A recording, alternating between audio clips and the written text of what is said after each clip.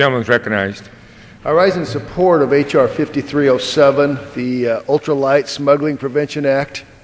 I want to thank Congresswoman Giffords for the opportunity to work with her on this important piece of legislation. Mr. Speaker, Nevadans are all too familiar with the impact of illegal drugs on our communities. Meth and other illicit substances are destroying lives and families in my state.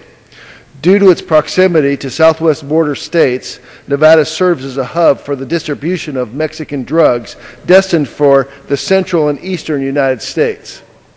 As a result, too many Nevadans are exposed to illicit drugs from Mexico, along with the violence and the crime that accompanies drug smuggling activities. According to the Office of National Drug Control Policy, Mexican-produced crystal meth is the most readily available form of meth in Nevada. Mexican black tar heroin is the most prevalent form of heroin in my state. Mexican-grown marijuana is readily available in Nevada. Because of the impact Mexican drugs are having on Nevada, I believe passage of the legislation we're considering today is important. While ultralights from Mexico don't have the range to make it into Nevada, all methods of smuggling across our southern borders impact the supply of illegal drugs throughout our nation.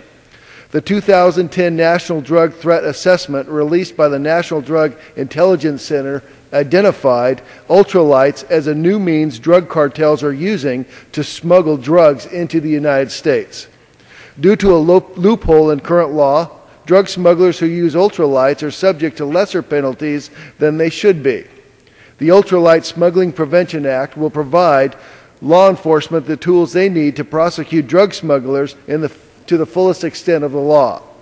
The Ultralight Smuggling Prevention Act takes the common sense step of including ultralights under the aviation smuggling provisions of the Tariff Act of 1930.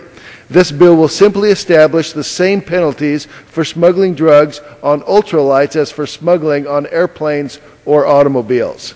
In closing, I'd like to again recognize and thank Congresswoman Giffords for her leadership. I'm also grateful to my colleagues on the House Ways and Means Committee for allowing this bipartisan legislation to come to the floor in this timely manner. I urge my colleagues to support passage of the Ultralight Smuggling Prevention Act, and I reserve the balance of my time.